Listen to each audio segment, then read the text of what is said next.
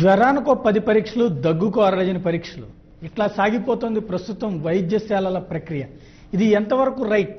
మీరు నిజంగా ఇదంతా మీకోసమే అని భావిస్తున్నారా? ఈ అంశానికి సంబంధించినటువంటి హాట్ టాపిక్ చూసే ముందు హెడ్లైన్స్ ఒకసారి చూద్దాం. ప్రభుత్వం ముసుగులో ఘరానా దోపిడీ, గుండె గుబేల్ మనిపిస్తున్న బిల్లులు.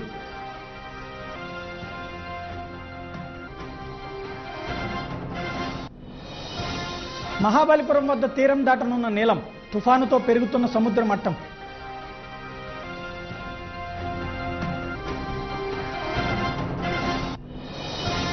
దుర్గగుడి ఈవో సస్పెన్షన్ రద్దు, ప్రభుత్వానికి ట్రిబ్యునల్లో షాక్.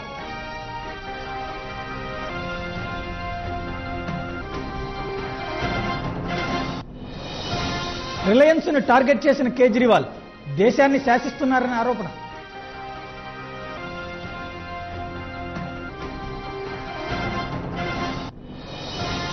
శాండీ తుఫానుతో న్యూయార్క్ చీకటిమయం, ఆర్థిక వ్యవస్థ అతలాకుతలం.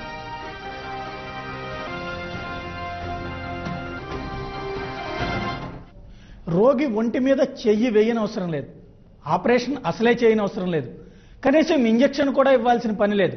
కార్పొరేట్ ఆసుపత్రిలో డాక్టర్ అయితే చాలు, కోట్లకి కోట్లు దండుకోవచ్చు, లెక్కాపత్రం లేకుండా సొమ్ములు కూడా పెట్టచ్చు. అది ఎలా అనుకుంటున్నారా? ఈ స్టోరీ చూడండి.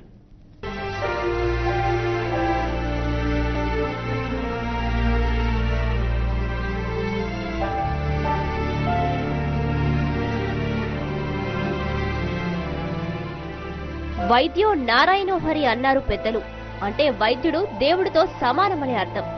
ఒకప్పుడు రోగులకు డాక్టర్లు భగవంతుడి ప్రతిరూపంగానే కనబడేవారు. అందుకు కారణం లేకపోలేదు. అప్పట్లో డాక్టర్ చెయ్యి పట్టుకుని రోగమేంటో చెప్పేసేవాడు, ఏం మందులు వాడాలో రాసిచ్చేవారు. ఫీజు కూడా నామమాత్రంగానే తీసుకునేవారు. అయితే ఇప్పుడు అందుకు పరిస్థితి పూర్తి భిన్నం. రోగమన్నా హాస్పిటల్ అన్నా డాక్టర్ పేరు చెప్పినా పేషెంట్లే హడలెత్తిపోయే పరిస్థితి. డాక్టర్ భగవంతుడిగా కనబడే సంగతుడుంచితే పెద్ద సైజు కాబూలిగా కనబడుతున్నాడు. అందుకు వైద్యం ముసుగులో వారు చేస్తున్న ఘరానా దోపిడీయే కారణం.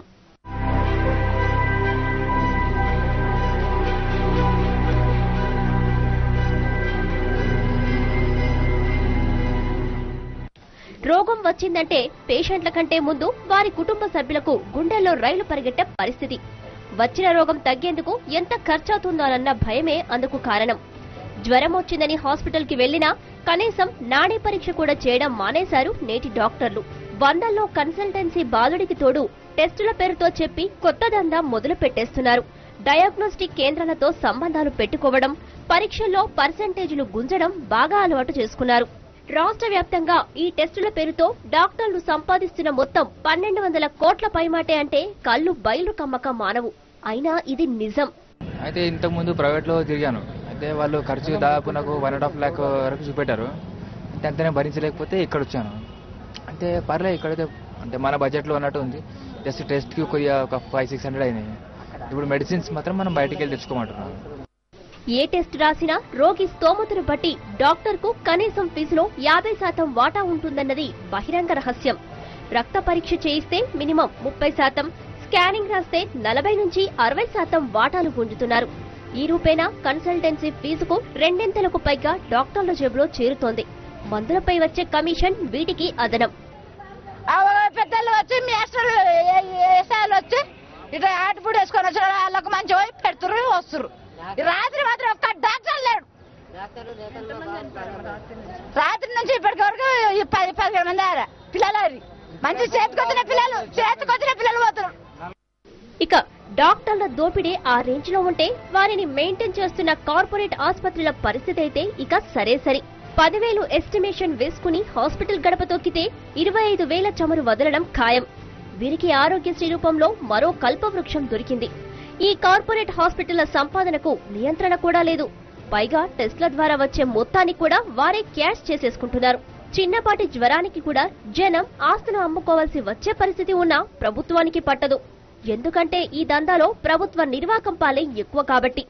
ఒకసారి ఆరోగ్య మంత్రికి సిగ్గుసారం ఉంటే వచ్చి హాస్పిటల్కి వచ్చి చూడమని ఒకసారి తెలుస్తుంది. ఊరికే ఏసీలో కార్లో ఏసీలో ఉండడం కాదు లెక్క. ఏం మెయింటైన్ చేయాలి సార్, కనీసం మెయింటైన్ అనేది చేయకపోతే ఎట్లా? లేకపోతే ఛార్జ్ 100 రూపీస్ తీసుకొని మెయింటైన్ ఛార్జ్ అని వేసుకోవచ్చు.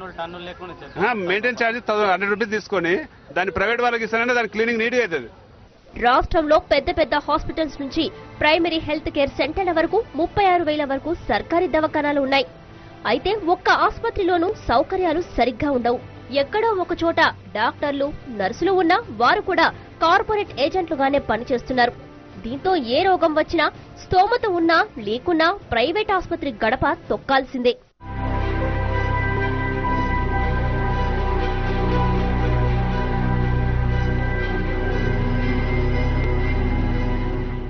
కార్పొరేట్లు దోచేస్తున్న మొత్తంలో ప్రభుత్వం అన్ని రకాల రోగాలకు ఉచితంగా చికిత్స చేయించవచ్చు, మందులు సరఫరా చేయవచ్చు. ఆరోగ్యశ్రీ పేరుతో అందరికీ ఉచిత వైద్యం చేయిస్తున్నామని బీరాలు పోతున్న సర్కారు ఆ దిశగా ఆలోచన చేస్తే బాగుంటుందనేది విశ్లేషకుల వాదన. ప్రైవేట్ హాస్పిటళ్ల దోపిడీకి అడ్డు అదుపు లేకుండా పోతుంది. అసలు రోగం తగ్గడానికంటే ఆ రోగం ఏంటో తెలుసుకోవడానికే జేబులన్నీ ఖాళీ చేసుకునే పరిస్థితి ఒక సామాన్య మానవుడికి ఏర్పడుతోంది. ప్రభుత్వ హాస్పిటల్లో చికిత్స సవ్యంగా జరుగుంటే ఈ పరిస్థితి ఇప్పుడు ఏర్పడేదే కాదు. కెమెరామెన్ విల్సన్తో దీప్తి, జెమినీ న్యూస్, హైదరాబాద్. ఇది పరిస్థితి. అసలు ఆసుపత్రుల్లో ఇలాంటి పరిస్థితి రావడానికి కారణం ఏంటి? సేవ అన్నటువంటి భావంతో చేయాల్సినటువంటి పని కాస్త వ్యాపారంగా మారడానికి కారణం ఏంటి? లోపం ఎక్కడుంది? ఈ అంశానికి సంబంధించి చర్చలో పనేందుకు ప్రస్తుతం మనతో ఉన్నారు Ravikumar, all India citizen organisation అధ్యక్షులు, అట్లాగే Ravinder Rao, IMA past president, అట్లాగే Rangareddy Indian medical council retired chairman. ఏమంటారు రవికుమార్ గారు మీరు? కార్పొరేట్ హాస్పిటల్స్ అన్నది ఒక దోపిడీ వ్యవస్థగా తయారైంది. ఇది యథార్థం. ఎందుకంటే ప్రజలు కూడా దీనివల్ల చాలా ఇబ్బంది పాలవుతున్నారు. చాలా మంది కూడా ఆ టెస్టులు, అనవసరమైన టెస్టులు, అనవసరం రకరకాల టెస్టులు, జబ్బుకి అవసరమైన టెస్టా కాదా కూడా తెలియని పరిస్థితుల్లో ఆ టెస్టులు కూడా భయంతో ఆ టెస్టులు కండక్ట్ చేసే పరిస్థితి జరుగుతుంది. దీని మీద ఆస్తులు అమ్ముకున్న వాళ్ళు ఉన్నారు, ఆ ఆస్తులు తాకట్టు పెట్టిన వాళ్ళు ఉన్నారు. కొన్ని సమయాల్లో అయితే శవం కూడా బయటకు వెళ్ళాలంటే డబ్బులు కట్టుకున్న శవం కూడా బయటకు వదిలే పరిస్థితులు లేవు. ఇక్కడ ప్రతి ఒక్కరూ ఒక భయంతో ఏమీ మాట్లాడే కొందరు మాత్రం మాట్లాడుతున్నారు. ఇంకా అందరూ మాట్లాడగలిగితే, ఎందుకంటే పేషెంట్ చచ్చిపోతాడేమో, మళ్ళీ డాక్టర్ సరిగ్గా చూడరేమో, హాస్పిటల్స్ కేర్ తీసుకోరేమో, ఇలా చేస్తే అని చెప్పి భయంతో వీళ్ళు చేస్తారు. టెస్టుల ద్వారా తప్పించి డయాగ్నోసిస్ తెలియని పరిస్థితి ఉందని మీరు నమ్మటం లేదా? కాదండి, తప్పదే. అక్కడే జరుగుతుందండి. ఇప్పుడు ఒక చెస్ట్ కండిషన్తో ఒక పేషెంట్ హాస్పిటల్కి వెళ్ళినప్పుడు ఒక డాక్టర్ అది వైరల్ డిసీజా, ఫంగల్ డిసీజా అని బేసిక్గా తెలియకుండా సిమ్టమ్ బట్టి తెలుసుకోవాలి. దానికి అన్నిటికీ కలిపి టెస్టులు చేయడం ఎంతవరకు సమంజసం? ఇలాంటివన్నీ ఫంగల్ డిసీజ్కి చేసేస్తున్నారు. అప్పుడే ఈవెన్ వైరల్ డిసీజ్ కూడా కారణం ఏమో చూద్దాం అని చెప్పేసి అన్ని రకాల డిసీజెస్కి టెస్టులు చేసేస్తున్నారు. అంత అవసరం ఉందా? ఆ మాత్రం అది ఫంగల్ డిసీజ్ సిమ్టమా లేకపోతే వైరల్ డిసీజ్ సిమ్టమా తెలుసుకోలేను డాక్టర్లు ఎలా అవుతారు? వాళ్ళు అసలు ఆ డాక్టర్ ప్రాక్టీస్ చేయాల్సిన అవసరం ఏంటుంది? నాడి పట్టుకు చూస్తే జనం ఇక్కడ సరిగ్గా వైద్యం జరగట్లేదని చెప్పి మళ్ళీ మిషన్ ఉన్నటువంటి చోటకే పరుగులు పెడుతున్నారని చెప్తారు. కారణం ఇది దీంట్లో గవర్నమెంట్ లోపం కూడా ఉందండి. గవర్నమెంట్ లోపం ఎందుకంటే గవర్నమెంట్లో కూడా ఇన్ని హాస్పిటల్స్ అన్నీ ఉన్నా కూడా అక్కడ డాక్టర్స్ కొంతమంది ఉన్నా సరే వాళ్ళు కార్పొరేట్ హాస్పిటల్స్ కి ఏజెంట్స్ గా పనిచేస్తున్నారు. చాలా తెలిసిన విషయం, అందరికీ తెలిసిన విషయం ఇది. ఇందులో గవర్నమెంట్ కూడా చాలా నిర్లక్ష్యం ఉంది. ఎందుకు? ఆరోగ్యశ్రీ విషయమే తీసుకోండి. ఆరోగ్యశ్రీలో కార్పొరేట్ హాస్పిటల్కి ఎన్ని వేల కోట్లు ఇచ్చేస్తున్నారు. దాని బదులు ఇదే గవర్నమెంట్ హాస్పిటల్లో ఒక పూర్తి నిఘా ఏర్పాటు చేసి ఈ హాస్పిటల్లోనే అన్ని ప్రొవైడ్ చేసి ఈవెన్ ఎంతో హైర్ చేసుకుని డాక్టర్స్ కూడా హైర్ చేసుకోవచ్చుగా, హైర్ చేసుకుని క్వాలిటీ ఇది ఇవ్వచ్చు కదా. దాని అప్పుడు గవర్నమెంట్ కూడా ఈ ప్రైవేట్ హాస్పిటల్స్ ఇంత కట్టుకోవాల్సిన అవసరం ఉండదుగా. ఇలాగే గవర్నమెంట్ కూడా ఏం చేస్తుందంటే ఈ టెస్టుల విషయంలో అయితే వీటిలో ఏంటి, బిల్లింగ్ చేసిన తర్వాత ఒక కౌంటర్ ఉండాలి. అంటే ఒక పేషెంట్ ఎక్కడైనా ఏ డౌట్ ఉన్నా సరే ఒక ఏజెన్సీ ఉండాలి వేర్ యూ కెన్ రిఫర్ చేసి ఇక్కడ ఇది మాకు చేసింది కరెక్టా కాదా, నేను నష్టపోయింది కరెక్టా కాదా, ఇవన్నీ కూడా చెప్పుకునే అవకాశం కలిగించే ఒక ప్లాట్ఫామ్ లేదు. దీని దిశగా గవర్నమెంట్ కూడా ఆలోచించదు. ఎందుకంటే దీంట్లో చాలా మటుకు ఒక కరప్షన్ ఇన్వాల్వ్ అయింది, చాలా ఇప్పుడు స్కామ్స్ కూడా ఇన్వాల్వ్ అయినా ఇందులో. ఎందుకంటే మెడిసిన్స్ దగ్గర నుంచి పారామెడికల్ సర్వీసెస్ దగ్గర నుంచి medical services, corporate hospital services ఇవన్నీ కూడా ఏవి తీసుకున్నా సరే ఎవ్రీవేర్ దర్ ఇస్ ఎ ఫ్లా. మీరు వెరిఫై చేసినప్పుడు ఈ డయాగ్నోసిస్ సెంటర్లు లేకపోతే ఈ పరీక్షల ద్వారా 1,200 కోట్ల రూపాయల వరకు భారం పడుతుంది అన్నటువంటి ఆలోచన లేకపోతే ఆ ఇన్ఫర్మేషన్ ఎందుకు వచ్చింది, ఎలా వచ్చింది? ఇది ఇప్పుడు ఈ ఇన్ఫర్మేషన్ 1,200 కోట్ల భారం పడుతుందంటే ఒక కేవలం ఆరోగ్యశ్రీ విషయంలో వచ్చిన, ఇన్సూరెన్స్ కంపెనీస్ విషయంలోకి వచ్చిన దాంట్లోనే తేలుతుందండి. యాక్చువల్ గా మామూలుగా వచ్చి ట్రీట్మెంట్కి వచ్చి వెళ్ళిపోతున్న పేషెంట్స్ అన్అకౌంటెడ్ అయింది కూడా అకౌంట్స్ లో. ఆరోగ్యశ్రీ ద్వారా చేయించినటువంటి పరీక్షలకే 1,200 కోట్లు ఖర్చయింది అంతే. దాంట్లో ఎందుకంటే గవర్నమెంట్ లో తెలుస్తున్నాయి కాబట్టి, అక్కడ రిసీట్స్ ఉంటాయి కాబట్టి, అన్ని ఉంటాయి కాబట్టి ఇంత డబ్బులు వెచ్చిస్తున్నప్పుడు గవర్నమెంట్ కూడా సెన్స్ లేదా? ఎందుకంటే ఇంత డబ్బులు ప్రైవేట్ పరం చేస్తున్నాం అంటే మన హాస్పిటల్స్ అని ఇన్ని వేల హాస్పిటల్ మనకున్నా మనం ఎందుకు చేయించలేకపోతున్నాం, ఎందుకు మన క్వాలిటీ మెడిసిన్స్ కానీ క్వాలిటీ ట్రీట్మెంట్స్ కానీ ఇవ్వలేకపోతున్నాం? Because health is also an important issue. Health అనేది మనకి చాలా ముఖ్యమైనది. ఎడ్యుకేషన్ ఎలాగో హెల్త్ కూడా అంతే ఇంపార్టెంట్. ప్రతి ఒక్కరికి ఇవ్వాల్సిన బాధ్యత గవర్నమెంట్కి ఉంది. గవర్నమెంట్ దాన్ని పర్యవేక్షించాల్సిన అవసరం కూడా గవర్నమెంట్కి ఉంది. రైట్. రవీంద్ర గారు మీరేమంటారు? ప్రాబ్లం ఎక్కడుందంటారు? సరే, ప్రాబ్లం ఎక్కడుందంటారు? ఇప్పుడు చూడండి, ఒక పేషెంట్ ఒక ప్రభుత్వ ఆసుపత్రికి వెళ్తున్నాడు, సౌకర్యాలు లేవు. ప్రైవేట్ హాస్పిటల్కి వెళ్తున్నారు, కాస్ట్లీ టెస్ట్లే ఉంటున్నాయి. వాళ్ళు ఒక ప్రొటెక్టివ్ ట్రీట్మెంట్కు లేదా డిఫెన్సివ్ ట్రీట్మెంట్కి అలవాటుపోయిపోయి, దానికి మెయిన్ రీజన్ ఈ కన్జ్యూమర్ ఫోరం. రైట్. కన్జ్యూమర్ ఫోరంలో ఒక చికిత్స తప్పైనా, ఒక డయాగ్నోస్టిక్ మేజర్ తప్పైనా ₹1 కోటి వరకు రీసెంట్ గా మీకు ఫైన్ వేసిన సంగతి తప్పకుండా తెలుసు. అట్లాగని నేను వాళ్ళను సపోర్ట్ చేయట్లేదు. కొన్ని జరగరాని చోట కొన్ని ఎక్కువ టెస్ట్ జరుగుతుండొచ్చు, లేదా ఇంకేదైనా జరుగుతుండొచ్చు. కానీ తప్పకుండా పేషెంట్కు నష్టం ఎక్కువ జరుగుతుంది కన్జ్యూమర్ ఫోరంతోనే. రైట్. ఇక్కడ 8 కోట్ల మంది ఆంధ్రులుంటే కన్జ్యూమర్ ఫోరంకి 8 మంది కూడా వెళ్ళి ఉంటారు. ఎందుకంటే పోనీ 80 మంది, 800 మంది, 8,000 మంది వెళ్తారు. రైట్. కానీ ఇక్కడ మిగతా వాళ్ళకి నిజమైనటువంటి విక్టిమ్కి దానికి సంబంధించిన ఫోరం అనేది ఒకటి ఉంటుంది, మనకు ఒక హక్కు ఉంది అని తెలియనటువంటి వాళ్ళే 100కి 99.9%. ఎక్కడో ఉన్న ఒక్కదాన్ని పెట్టుకుని రోడ్డు మీద వెళ్తుంటే యాక్సిడెంట్ జరుగుతుంది కాబట్టి రోడ్డు మీదకి వెళ్ళడం మానేద్దాం, లేకపోతే వాహనం ఎక్కడం మానేద్దాం అనే స్థాయి కల్చర్కి క్రియేట్ చేయడం అన్నటువంటిది వైద్యశాలలకి కరెక్ట్ ప్రాక్టీసేనా?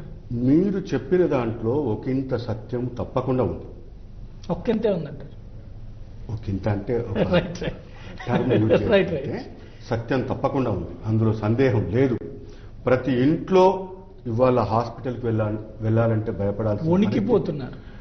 మధ్యతరగతి కుటుంబంలో మాలాంటి వాళ్ళు హాస్పిటల్కి వెళ్ళాలన్నా కూడా చాలా ఇబ్బంది పడుతున్నారు. ఎందుకంటే ఆపరేషన్ చేయడం ఒకెత్తు, కాంప్లికేషన్స్ ఒకెత్తు, డిశ్చార్జ్ అయ్యే వరకు మీకు తెలుసు తడిసి మోపడే భారం. మధ్యతరగతి కుటుంబీకులకు లో అంటే క్లాస్ 4 ఎంప్లాయీస్ కానీ లేదా రైతులు కానీ వీళ్ళందరికీ భరించరాని పరిస్థితి ఏర్పడ్డ మాట వాస్తవం. దానికి మేము ప్రభుత్వానికి సూచించినది, అప్నా పూర్వ అధ్యక్షుడిగా కొన్ని సూచనలు ఇదివరకు చేశాం. ఏమిటంటే ఫస్ట్ ప్రైమరీ హెల్త్ సెంటర్ లెవెల్లోనే మనకు సాధ్యమైనంత వరకు చికిత్స ఎక్కువ జరగాలి. రెఫరలీ డిస్ట్రిక్ట్ కానీ స్టేట్కి కానీ రావాలి. సార్ మన రవికుమార్ గారు చెప్పినట్టు ఆరోగ్యశ్రీ వ్యవస్థ ఉంది. ఆరోగ్యశ్రీ వ్యవస్థ కంటే నాకు మన ప్రైమరీ హెల్త్ సెంటర్ వ్యవస్థ గట్టిగా అంటే పునాదులతో సహా మంచి వ్యవస్థను నెలకొల్పగలిగినట్టుంటే మనం ఎక్కువ న్యాయం చేసిన వాళ్ళం అవుతాము. అట్లాగే ఇప్పుడు మంచి హాస్పిటల్ అంటే డిస్ట్రిక్ట్ లెవెల్ కానీ స్టేట్ లెవెల్ కానీ సూపరింటెండెంట్స్ కొన్ని అధికారాలు కూడా ఇవ్వాలి. ఎందుకంటే వాళ్ళు చాలా మందులు కొనలేని పరిస్థితిలో ఉన్నారు. ఈ మధ్యలో నేను 2-3 మీటింగ్స్ కూడా అటెండ్ కావడం జరిగింది. ఫిక్స్ చేస్తారు, ఈ గ్రేడ్ హాస్పిటల్కు 10,000, ఈ గ్రేడ్ హాస్పిటల్కు 20,000, ఈ గ్రేడ్కు దాంట్లో ఏమి రాదండి ఇవాళ రేపు. అంటే ఎందుకంటే ఒక రిపేర్ కానీ దేనికి కానీ అన్ని విధాలా అన్ని వేళలా ప్రతి చోట సఫర్ అయ్యే వ్యక్తి ఒకే ఒక్కడు రోగి.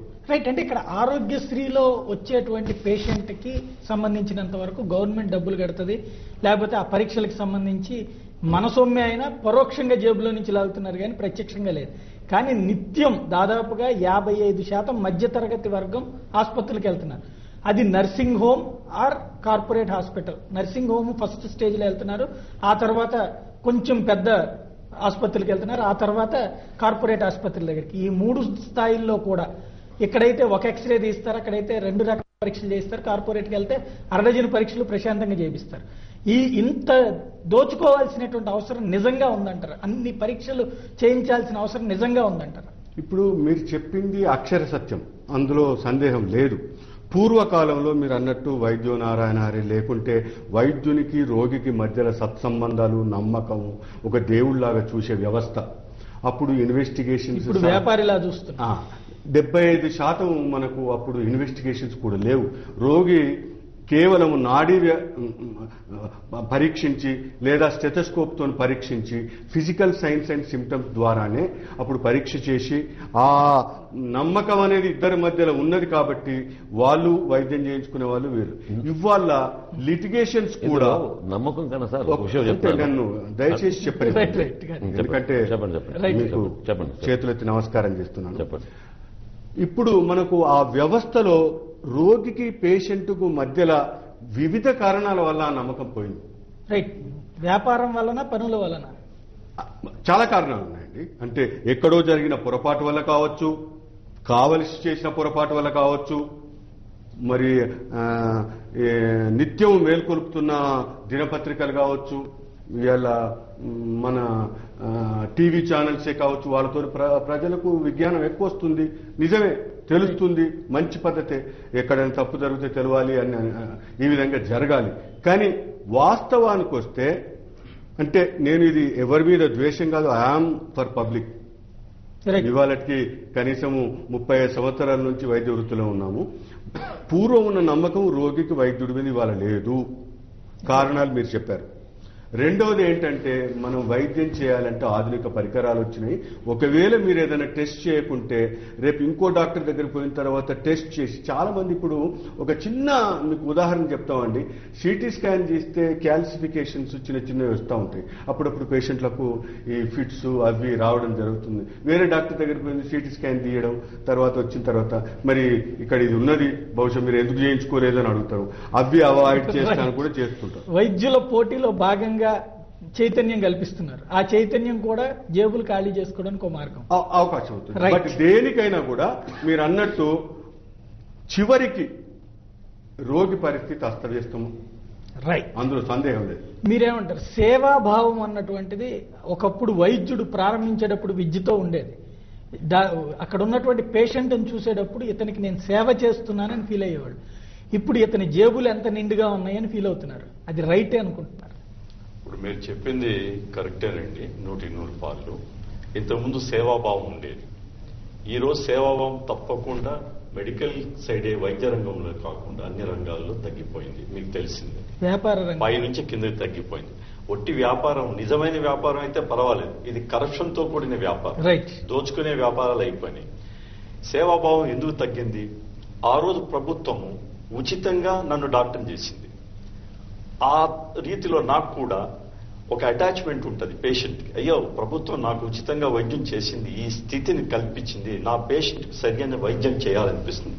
కానీ ఈ రోజు ఆ పరిస్థితి లేదు. ప్యూర్ ఫ్రీ ఎడ్యుకేషన్ ఉంది. కోర్టు పెడితే గానీ ఆ రోజునైనా pure free education, pure free education, pure ఒకటి, ఫ్రీ ఎడ్యుకేషన్ ఒకటి ఉందా మీకు ఇంతకు ముందు?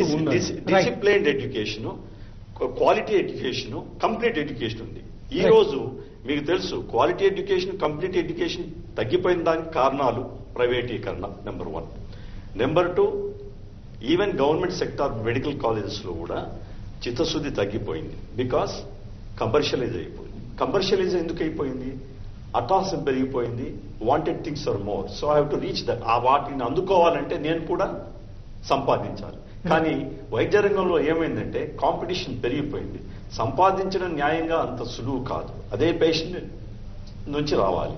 అందుకే ఇప్పుడు ప్రాబ్లం ఏమిటంటే, పేషెంట్ ఒక సైడు, వైద్యుడు ఒక సైడు, మధ్యలో హాస్పిటల్, ప్రభుత్వ హాస్పిటల్ అండి, కార్పొరేట్ హాస్పిటల్ అండి. సో ఈ హాస్పిటల్స్ కూడా ఇష్టం వచ్చిన రీతిగా మష్రూమ్స్ ఆఫ్ హాస్పిటల్స్. అసలు హాస్పిటల్ అవసరం ఉందా? రైట్. అంటే ఒక్క మాట, విద్య చదివినప్పుడు విద్యకు సంబంధించి పెద్ద అప్పటికిప్పటికీ తేడా లేదు, పాఠ్య పుస్తకాల్లో ఉండేటువంటి బోధన తీరులో తప్పించి. కానీ ఆ రోజున ప్రాక్టీస్ చేసినటువంటి ప్రతి వైద్యుడు కూడా సున్నిత మనస్కుడై, అవతలున్నటువంటి పేషెంట్ జేబులో డబ్బులు లేకపోతే పర్వాలేదులే నువ్వు ఇంటికి పో అని చెప్పిన రోజుల నుంచి ఈ రోజున నీ ఆస్తి అమ్ముకుని తెస్తావా లేకపోతే ఏం చేస్తావు అనేంతటి కాఠిన్యానికి కారణం అంటే, బాగా డబ్బున్నటువంటి వాళ్లే చదువుకుని వాళ్ళు మాత్రమే డాక్టర్లు అవ్వడం వల్ల ఈ కిందవాడి కష్టం తెలియట్లేదా? లేకపోతే అప్పుడు కూడా డబ్బున్న వాళ్ళు డాక్టర్లు అయ్యారు, కానీ వాడు జేబులో నుంచినో లేకపోతే ఇంట్లో నుంచినో రూపాయి పెట్టేటువంటి పరిస్థితి ఉండేది. కానీ ఈవేళ అట్లాంటిది లేకుండా కాఠిన్యం అన్నటువంటిది నరనరాన జీర్ణించుకోవడానికి లోపం ఎక్కడ ఉందంటారు? చదువు విద్యా బోధనలోనో బోధనలో లేదండి. బోధన ఏమిటంటే మార్పులు వచ్చాయి, విజ్ఞానం చాలా పెరిగిపోయింది, వైద్య పరికరాలు పెరిగిపోయాయి. అప్పుడు ఒక 400 పేజీల పుస్తకం ఉండేది, ఇప్పుడు 2000 పేజీలు అయింది.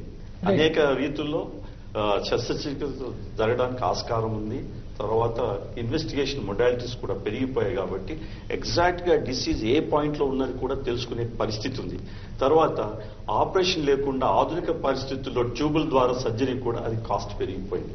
దీని నుంచి కాస్ట్ పెరిగింది నిజమే, కానీ మీరు రవికుమార్ గారు కానీ రవీంద్రరావు గారు ఇది అవసరమా లేదా అనేది నిర్ణయం చేయవలసిన దానికి డాక్టర్ ఈజ్ ఇంపార్టెంట్. ఆ డాక్టర్ కి సరి అయిన ట్రైనింగ్, తర్వాత ఎంసీఏ కూడా మొన్న అనింది 5 years ఒకసారి ఇవాల్యుయేషన్ లైక్ పశ్చిమ దేశాల్లో లాగా. అది ఎక్కడ జరుగుతూ ఉంది? ఈ రోజు స్టాండర్డ్స్ డెఫినెట్ గా తగ్గిపోయినాయి, పర్టికులర్ గా మన దేశంలో. ఎందుకంటే ఈ ట్రైనింగ్ ఆఫ్ 3 years సరిపోదు పోస్ట్ గ్రాడ్యుయేషన్. ఇప్పుడు సర్జరీ తీసుకోండి, జనరల్ సర్జరీ కంప్లీట్ 3 సంవత్సరాలు ఎక్కడా లేదు ప్రపంచం మొత్తం మీద. అది 5 సంవత్సరాలు మళ్ళీ సబ్ స్పెషలైజేషన్ 1 year చేస్తేనే అతను ప్రాక్టీస్ చేయాలి. తరువాత డైరెక్ట్ గా ఈ రోజు 3 సంవత్సరాలు కన్సల్టెంట్ అంటున్నారు. That is not correct. ఎందుకంటే అతనికి జ్ఞానం ఎక్కడిది, ఎక్స్పీరియన్స్ ఎక్కడిది? సో కన్సల్టెంట్ కంటే ఈ should work under A consultant for another 5 years. మీరు కార్పొరేట్ హాస్పిటల్, ఇప్పుడు ప్రభుత్వ హాస్పిటల్లో తీసుకోండి, you will not be A consultant. Medical college hospital assistant professor కింద వచ్చి ప్రొఫెసర్తో అనుబంధంతో పనిచేసిన తర్వాతనే 5 సంవత్సరాల తర్వాత ఆయన ప్రొఫెసర్ కానీ కన్సల్టెంట్ అవడానికి. అలాగే ప్రైవేట్ సెక్టార్ లో ఈ రోజు నేను ఎంఎస్ చేయగానే ఆర్ ఎండి చేయగానే నేను కన్సల్టెంట్ ప్రైవేట్ సెక్టర్. నా జ్ఞానం ఎక్కడిది? నేను లర్న్ చేసి నేను నేర్చుకోవడానికి ఆస్కారం. అందుకే సీనియర్ తో పాటు ఆయన వర్క్ చేయాలి కార్పొరేట్ హాస్పిటల్ సీనియర్ కింద. అది చాలా ఇంపార్టెంట్. అప్పుడే అతని విజ్ఞానం పెరిగి correct pin point with minimum investigations. Right Ravi, ఇక్కడ ఒక విషయంలో 2 క్లారిటీ వస్తున్నది. ఒకటి ఇక్కడ ఏం చేయాల్సిన అవసరం ఉంది అన్నది తెలుస్తుంది. రెండవది వచ్చేటప్పటికి డాక్టర్ బయటికి ఎంబీబీఎస్ సర్టిఫికెట్ బయటికి రాగానే ప్రాక్టీస్ కి అనర్హుడు అన్నటువంటి విషయం కూడా క్లారిటీ వస్తుంది. ఈ కారణంగానే ఈ వైద్య పరీక్షలు తప్పనిసరి పేషెంట్ బతకడానికి అన్నటువంటి ఉద్దేశంతో చేయిస్తున్నారు అనుకోవాలా? కాదండి, ఇప్పుడు డాక్టర్ గారు చెప్పినట్టు ఇందులో కోట్ల ఖర్చు పెడుతున్నాం, దీనికి మళ్ళీ సంపాదించుకోవాలనే వ్యాపార దృక్పథం ఎక్కువైపోయింది ఒకటి. 2, ఆయన చెప్పినట్టు క్వాలిటీ లేదు. వీళ్ళకి అసలు చదువుకున్నారే కానీ వీళ్ళకి యాక్చువల్గా ప్రాక్టికల్ నాలెడ్జ్ అనేది చాలా తక్కువ ఉంది కాబట్టి మిషన్ మీద డిపెండ్ అవుతున్నారు. ఒకటి, ఆయన ఎలా ఇంతకుముందు నాడి పెట్టుకుని చెప్పేవారు, ఇప్పుడు చెప్పలేకపోతున్నారని. That itself is clear that ఇక్కడ కాంపిటెంట్ కాదు. అలా చెబితే పేషెంట్ ఇక్కడి నుంచి పోయి పక్క హాస్పిటల్కి వెళ్ళినప్పుడు అక్కడ ఎందుకు వైద్య పరీక్ష చేయించుకోలేదని అడిగి కరెక్టే. ఇలా చూసి మనం చెప్పి ట్రీట్ చేయగలిగినప్పుడు పేషెంట్ పక్కన ఉన్న దగ్గరికి ఎందుకు వెళ్తాడు? ట్రీట్మెంటే జరిగిపోయిన తర్వాత పేషెంట్ వెళ్తాడా? చూసి చెప్పలేకపోతే మీ జబ్బు పెరిగితేనే కదా పేషెంట్ పక్కన దగ్గరికి వెళ్తున్నాడు. అంటే క్వాలిటీ అతనితో లేదని అక్కడ క్లియర్ గా అర్థమవుతుంది కదా. యాక్చువల్ గా ఇదన్నీ క్వాలిటీ అనేది పక్కన పెడితే యాక్చువల్ కార్పొరేట్ సెక్టార్ ని పెంచుతున్నారు, కార్పొరేట్ హాస్పిటల్స్ పెంచుతున్నారు. It will be made be government doctors అయినా ఎవరైనా. మీరు ఇందాక అన్నారు ప్రైమరీ ఇది క్లినిక్స్ లో జరుగుతుంది. ఎన్ని మంది 100 మంది క్లినిక్స్కి వెళ్ళగానే అందులో 90 మంది కార్పొరేట్ హాస్పిటల్ షిఫ్ట్ చేస్తున్నారు. ఇంతకుముందు ఆ పరిస్థితి ఉండేది కాదు. అక్కడికి వెళ్ళమని చెప్పి ఇంతకుముందు king George hospital government hospitals 1990 ముందు గవర్నమెంట్ హాస్పిటల్సే ఉండేవి. అప్పుడు మేజర్ ట్రీట్మెంట్స్ అన్ని కూడా క్లినిక్ లోనే అయిపోయేవి. హాస్పిటల్ రిఫర్ చేసేవారు, very rare cases hospital refer చేసేవారు. కానీ ఇప్పుడు 90% of the cases are refer to the corporate hospitals. అక్కడ మళ్ళీ ఇంకోటి క్లియర్ గా గవర్నమెంట్ కూడా మనం సజెస్ట్ చేయడం జరిగిందని పిల్లో కూడా నేనేసాను క్లియర్ గా. ఒక హాస్పిటల్ కి డాక్టర్ కి జరుగుతున్న లావాదేవీలు టెస్ట్ చేస్తే టెస్టులు అవసరమే చేశారా, అవసరం లేకుండా చేశారా అన్నది కూడా వెలుగు చూస్తుందని మీరు చెప్పింది. రైట్. ఈ టెస్టులు అవసరమైన చేస్తున్నారా, అవసరం లేకుండా చేస్తున్నారా అన్న క్లారిటీతో ఒక ప్రత్యేక వ్యవస్థ అనేది అవసరం ఉందంటారా లేదంటారా? ఇప్పుడు ఒకటండి, మనిషిలో గనక ఏది తప్పు చేయకూడదు అని ఆ ఫీలింగ్ రానంత వరకు ఈ తప్పు జరుగుతూనే ఉంటుంది. ఎక్కడైనా ఏదైనా చూడండి, బస్ కండక్టరే కానీ, రైల్వే టీటీ కానివ్వండి, లేదా డాక్టర్ దగ్గరే కావండి, అది ఎవరి కంట్రోల్. మీకు మీ అంతా మీరుగా తప్పు చేయకూడదు, నేను భగవంతునికి ఆన్సరబుల్ అన్న ఒక ఫీలింగ్ కనుక ఉన్నట్టుంటే తప్పు చేయడండి. రైట్. ఇక్కడ ఒక్క డౌట్, ఒక కార్పొరేట్ హాస్పిటల్ ఒక 30 నుంచి ఒక 50-70 మంది సిబ్బందిని వాళ్ళు పెట్టుకుంటే చాలు. ఆసుపత్రి బిల్డింగ్కి బ్యాంక్ లోన్లు ఇస్తాయి, దాంట్లో కొనుక్కునే ఎక్విప్మెంట్కి బ్యాంక్ లోన్లు ఇస్తాయి, డాక్టర్లకు సంబంధించి కన్సల్టెన్సీ సొమ్ములు నేరుగా పేషెంటే కడతాడు. అట్లాగే ఒక అరడజను నర్సింగ్ కాలేజీలు ఉంటాయి, ఒక్కొక్కళ్ళు ఒక్కొక్క షిఫ్ట్ వారీగా ఫ్రీగా పనిచేసి పెడతారంటే 3,000 రూపాయలు వాళ్ళ తిండి ఖర్చులకి ఇస్తే సరిపోతుంది. దానికి గవర్నమెంటే అరేంజ్ చేస్తుంది. ఆ కాలేజీలకి వీళ్ళకి మధ్యన లింకప్ కి పర్మిషన్, వాళ్ళు అయిపోయాక సర్టిఫికెట్ వాళ్ళ దానికి వ్యాలిడ్. అంటే ఇక్కడ ఒక 200 మంది 300 మంది 500 మంది సిబ్బందిని సింపుల్ గా వాడుకోవడానికి ఒక చక్కటి అవకాశం ఆసుపత్రులకి. ఇంకొకటి 30% ప్రతి కార్పొరేట్ ఆసుపత్రి కూడా పేదలకి సేవ చేయాలన్నటువంటి పేరుతోనే వాళ్ళకి డిస్కౌంట్లు ఇస్తున్నారు, ట్యాక్స్ లో రాయితీలు ఇస్తున్నారు, కొన్ని స్థలాలు ఇస్తున్నారు కొన్ని చోట్ల. ఇన్ని తీసుకున్న తర్వాత కూడా కార్పొరేట్ హాస్పిటల్కి ఎందుకు క్రాస్ చెక్ చేయరు? గవర్నమెంట్ వైపు నుండి క్రాస్ చెకింగ్ కానీ 30% మంది పేషెంట్లు ఎక్కడికి పోతున్నారు? ఆరోగ్యశ్రీలో 100కి 100 మందికి డబ్బులు కట్టేటువంటి గవర్నమెంట్ 30% మందికి తగ్గించుకో అని చెప్పి ఎందుకు అడగదు? ఇలాగ ఇవన్నిటిని ఎందుకు ప్రశ్నించరు? మీరు అనుమతిస్తే పాయింట్ బై పాయింట్ మీరు అడిగిన ప్రతి క్వశ్చన్ చెప్పండి సార్. మీరు అన్న 30%, అది ఎవరైతే విదేశాల నుంచి పరికరాలు దిగుమతి చేసుకున్న వాళ్ళకే వర్తిస్తుంది. అలా దిగుమతి చేయకుండా ఎవరు ఉన్నారు కార్పొరేట్ హాస్పిటల్? ఉన్నారు, ఉంటాయి. అట్లా మీరు మధ్యలో ఒకటి. నెంబర్ 2, ఎస్ మీరు అడిగేది స్టూడియోలకు కానీ హాస్పిటల్ కానీ స్థలాలు ఎందుకు ఇవ్వాలి? రైట్. వాళ్ళు ఒకవేళ 50%, 40%, 30% ఏదో ప్రభుత్వం నిర్దేశించిన లెక్క ప్రకారం కనుక ఒకవేళ సేవ చేస్తే ఓపీ ప్లస్ ఐపీ 10% ఉండేది ఇది వరకు. అవి కనుక చేయగలిగినట్టుంటే తప్పక లాభం జరుగుతుందండి. ఎంతవరకు చేస్తున్నారని డిఎంఈ గారికి అధికారం ఉంది, వారు చెక్ చేసే అధికారం ఉందండి. నెంబర్ 1. నెంబర్ 2 ఏమిటంటే మనకు ఈ వ్యవస్థ మీద నమ్మకం అనేది చాలా ఇంపార్టెంట్. ఆ నమ్మకం పోయిందండి. డాక్టర్కు రోగికి మధ్య నమ్మకం పోయింది. నేను అడుగుతుంది కార్పొరేట్ హాస్పిటల్కి ఇన్ని ఫెసిలిటీస్ ఎందుకు సార్? ఇప్పుడు నర్సింగ్ కాలేజీలో వాళ్ళు నేరుగా ఇక్కడ ఒక్కొక్క నర్సుకి వీళ్ళు 10,000 నుంచి 15,000 జీతం ఇవ్వాలి. అదే 3,000 రూపాయలకి 500 మందిని పెట్టుకోవడానికి చక్కగా పర్మిషన్ ఇచ్చేసి వాళ్ళందరికీ గవర్నమెంట్ సర్టిఫికెట్లు ఇస్తుంటే అది మరి ఆ సొమ్ములు కూడా మన దగ్గర నుంచి వసూలు చేసేటువంటి పరిస్థితికి గవర్నమెంట్ వాళ్ళతో ఎందుకు అంత ఈజీగా మూవ్ అవుతుంటుంది? ఒక్కటి, మీరు సేకరించిన సమాచారము కొంచెం కరెక్టే ఉంది, కొంచెము సరి చేయవలసిన బాధ్యత. ఒకటేమిటంటే ఫస్ట్ ఈ నర్సింగ్ కళాశాలలు ప్రైవేట్ లో ఉన్నాయి, గవర్నమెంట్ లో ఉన్నాయి. రైట్. అవి తక్కువ ఉంటాయి, ఎక్కువ ఉంటాయి. అండ్ నెంబర్ 2 ఈ ఆసుపత్రులలో మన పూజ్యులు రవి గారు చెప్పింది ఏమిటంటే 90% కార్పొరేట్ పోతున్నారని చెప్పారండి. అందులో ఓన్లీ 50% చిన్న ఆసుపత్రుల పేషెంట్. ఎందుకంటే పూర్వాధ్యక్షుడిగా నేను పనిచేయడం జరిగింది. మనకు 25% కార్పొరేట్ హాస్పిటల్స్ లో ల్యాండ్ అవుతున్నారు. ఏ పరిస్థితులలో తప్పనిసరి పరిస్థితి ల్యాబ్ సర్జరీస్ కానీ, అవి బయట అవైలబుల్ కానీ సర్జరీస్ కానీ, కొందరు మున్పు కాస్మెటిక్ ఇంపార్టెన్స్ కు ప్రాముఖ్యత ఇవ్వలేదు. ఇప్పుడు కాస్మెటిక్ ఇంపార్టెన్స్ కు ప్రాముఖ్యత ఇస్తున్నారు, ఆధునిక పరికరాలకు ప్రాముఖ్యత ఇస్తున్నారు. ఇప్పుడు ఇదివరకు రేడియేషన్ ద్వారా పక్కకున్న సెల్స్ కి ఇంజూరీ జరిగేది, ఇవాళ ఒక్క సెల్ కూడా ఇంజూరీ కాకుండా దానికి జరుగుతుంది. మరి దానికి కొద్ది ఖర్చు అయిన మాట వాస్తవమే, అట్లా కొద్ది ఖర్చులు పెరిగిన మాట వాస్తవమే. కానీ మీరన్నట్టు అంతా ఖర్చులు అవసరం లేదు. దానికి ఏమిటంటే మరి ఏదన్నా జవాబుదారీతనం ఉందానంటే ప్రభుత్వం ఆల్రెడీ క్లినికల్ ఎస్టాబ్లిష్మెంట్ యాక్ట్ తీసుకొచ్చింది, డిఎంఎండ్హెచ్ఓకు అధికారం ఉంది, దానికి చైర్మన్ గా జిల్లా కలెక్టర్ ఉన్నారు, రాష్ట్రంలో చైర్మన్ గా ప్రిన్సిపల్ సెక్రటరీ గారు ఉన్నారు. సాధ్యమైనంత వరకు జరుగుతుంది. వాళ్ళు ఎప్పుడైనా ఒక కలెక్టర్ గాని లేకపోతే ఒక చెప్పండి. ఇప్పుడు మీరు చెప్పింది నిఘా సంస్థలు ఎన్నో ఉన్నాయి, అన్నిటికీ ప్రభుత్వానికి ఈ రోజు నిఘా లేదు. అటువంటి ప్రభుత్వం ఎవరి మీద నిఘా పెడుతుంది చెప్పండి? మనకు తెలిసి ఒక కలెక్టర్ ఆధ్వర్యంలోని కమిటీ నిఘాలు పనిచేయవు. మీరు ఎన్ని నిఘాలు పెట్టండి, అది పేపర్ మీద, ఎన్ని లాస్ రూల్స్ పెట్టండి పేపర్ మీదే ఉంటాయి. కామన్ మ్యాన్ కి, సామాన్య మానవుడికి న్యాయం జరగదు ఈ దేశంలో. ఇప్పుడు ఇదివరకు కార్పొరేట్ కాలేజీలు ఒక ఇంటర్మీడియట్ లో స్టూడెంట్ అంటే ₹1,00,000 ఏడాదికి ఫీజు వసూలు చేసి, తర్వాత పబ్లిక్ డిమాండ్ పెరిగిపోయి పబ్లిక్ లో ఆగ్రహవేశాలు పెరిగిన తర్వాత ఫీజు ఫిక్సేషన్ 30,000 దాటకూడదని ఒక రూల్ పెట్టారు. 18,000 కూడా ఫీజు పడిపోయింది. ఇప్పుడు 18 అంటే డిమాండ్ ఉన్నా కూడా వాళ్ళు తగ్గించుకోవాల్సిన పరిస్థితి వచ్చింది.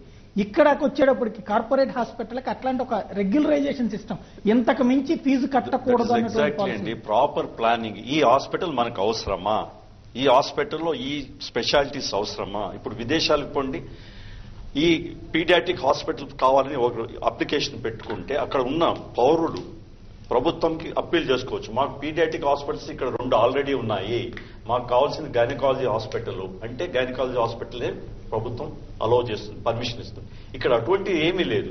నేను వెళ్ళి పర్మిషన్ తెచ్చుకునే శక్తి ఉన్నది, ప్రాబ్లం లేదు.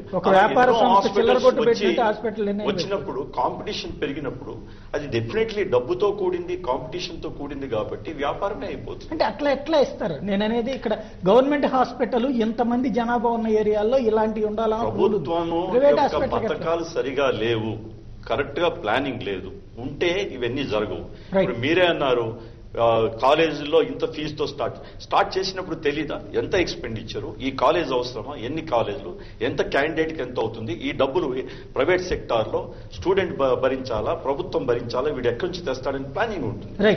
ఒకప్పుడు పెట్టేసి ఎలా తగ్గించినారు? For example Nizam's institute 20 years back CT scan of the brain 1200 charge చేశారు. ఒక ప్రైవేట్ కార్పొరేట్ హాస్పిటల్ 600కు దించగానే వాళ్ళు తక్కువని ఓవర్ నైట్ దించారు. ఎందుకు దించారు అంటే నిన్నటి వరకు 1200 తీసుకుంటే పర్వాలేదా, అప్పుడేం నష్టం లేదు, ఈ రోజు 600 తీసుకుంటే ఆ నష్టం లేదా అంటే నిన్నటి వరకు వాళ్ళు దోచుకున్నారు. అటువంటి వ్యవస్థలో ఈ కార్పొరేట్స్ కానీ హాస్పిటల్స్ కానీ వైద్య కళాశాలలు కానీ ఎప్పుడైతే మీకు క్యాపిటేషన్ ఫీజు వచ్చిందో వాళ్ళు డబ్బులు పెడుతున్నప్పుడు తిరిగి ఆ డబ్బు సంపాదించుకోవాలి. రవీంద్ర గారు, ఇక్కడ ఒక కార్పొరేట్ హాస్పిటల్ కావచ్చు, లేకపోతే ఎవరికైనా సరే హాస్పిటల్లో మనం మిగతా వాళ్ళందరికీ కూడా ఒక సిస్టమ్ ఉంది. టాక్సేషన్ లో ఇట్లా ఉంటుంది, లేకపోతే ఒక రాజకీయ నాయకుడు తను వ్యాపారం చేసుకోవచ్చు, లేకపోతే ఇంకొకటి చేస్తే గనక వాడు దోపిడీ చేశాడు, ఒక చిల్లర కొట్టు పెట్టినా లేకపోతే ఒక హోటల్ పెట్టినా పబ్లిక్ ని దోచుకున్నారని నిలదీస్తున్నటువంటి రోజులు ఇప్పుడు. అట్లాంటి సమయంలో ఒక డాక్టర్ గారు ఆయన ₹1 పెట్టుకుని ఖర్చు పెట్టుకుని డాక్టర్ అయి ఉండొచ్చు, కానీ ఆయనకి ఒక 10 ఏళ్లు తిరిగేటప్పటికి 100 కోట్లు 150 కోట్లు ఆయనే 4 హాస్పిటల్ పెట్టే పరిస్థితికి వస్తున్నారు. అంటే అది వెనకాల పలుకుబడి ఉన్నోళ్ళు కావచ్చు, పలుకుబడి లేని వాళ్ళు తగ్గింది. బట్ ఆ రేంజ్ లో సంపాదించుతుంటే దానికి ఒక క్రాస్ చెకింగ్ అన్నది ఇన్కమ్ ట్యాక్స్ తప్పించి మరేముండదా? ఇప్పుడు ఒకటి సార్, మీరు ఈ క్వశ్చన్ అడగాలనే నేను యాక్చువల్గా ఐ వాజ్ ప్రేయింగ్ గాడ్. ఇవాళ హాస్పిటల్ పరిస్థితి దయనీయమైన పరిస్థితులను కూడా మనం ఆలోచించాలి. ఎందుకనంటే మనము పౌర సమాజంలో పౌరులకు సేవ చేసే ఉద్దేశంతో we have to bring it to the notice of the government, మంచి చెడు. బట్ ఇక్కడ ఈ నడవక హాస్పిటల్స్ మూసివేసిన హాస్పిటల్ గురించి ఎవ్వరు ఒక్క మాట మాట్లాడట్లేదు. ఇదివరకు BSNL railways highest employment provide చేసింది, ఇవాళ హెల్త్ కేర్ సెక్టర్ ప్రొవైడ్ చేసింది. 5 nursing home association past president I have seen Secunderabad లో 15 హాస్పిటల్స్ సుమారుగా మూతపడ్డాయి నడవక, రెంట్లు కట్టలేక, ఎంప్లాయీస్ కు జీతాలు ఇవ్వలేక. ఇప్పుడు కూడా కొన్ని హాస్పిటల్స్ 7 నెలల జీతాలు ఇవ్వలేదండి. అంటే పేరు చెప్పడం భావ్యం కాదు, పేరు చెప్పట్లేదు. అందుకని మంచి చెడు కలగలిసి ఉన్నాయి. మీరు చెప్పిన పాయింట్లు కొన్ని 100% ఐ ఓపెనింగ్ ఉన్నాయి. అంటే ఇక్కడ ఒక్కటి పరీక్షా కేంద్రాలు, ఇప్పుడు డాక్టర్ గారు ఇంత ఫీజు తీసుకున్నారు, ఇంతవరకు ఒక కాన్సెప్ట్, అది ఆయనకి ఫీజు ఎంత తీసుకోవాలనే హక్కు ఆయనకి ఇచ్చేసామనుకుందాం. కానీ ఒక పరీక్షా కేంద్రాల నుంచి వచ్చే కమిషన్, పరీక్షా కేంద్రాలు రిజిస్టర్ చేస్తే ప్రతి ఒక్కడు వెళ్ళినప్పుడు ఎవరికి ఏ పరీక్ష చేశారు, ఏ డాక్టర్ గారు రిఫర్ చేశారని, దాంతోపాటు పక్కన ఒక కాలం కూడా రాసుకున్నారు డాక్టర్కి ఎంత కమిషన్ ఇచ్చారన్నది.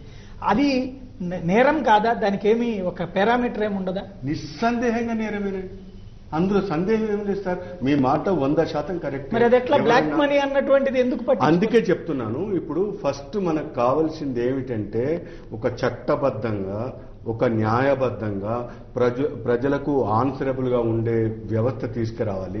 ఎట్లా తీసుకురావాలి? ఇవాళ ఒక చిన్న నర్సింగ్ హోమ్ 5 బెడ్స్ కానీ 10 బెడ్స్ కానీ నర్సింగ్ హోమ్స్ యాక్ట్ ప్రకారము, క్లినికల్ ఎస్టాబ్లిష్మెంట్ యాక్ట్ ప్రకారం మినిమం ఒక 10 బెడ్స్ ఉండాలి హాస్పిటల్లో. ఒక చిన్న హాస్పిటల్ కు మీకు సుమారు 36 లైసెన్సులు కావాలి. సింగిల్ విండో సిస్టమ్ కనుక పెట్టి ఒకేసారి కనుక మనం పేమెంట్ చేసి అవన్నీ ఉంటేనే ఒకసారి లైసెన్స్, ప్రతి నెలకు 3 లైసెన్సులు రెన్యూ చేసుకోవాలి. మీకు తెలుసు సంఘంలో ఏం జరుగుతుంది, ప్రభుత్వంలో ఏం జరుగుతుంది, ఎట్లా జరుగుతుంది, ఎందుకు జరుగుతుంది, ఇవ్వకుంటే ఏమవుతుంది.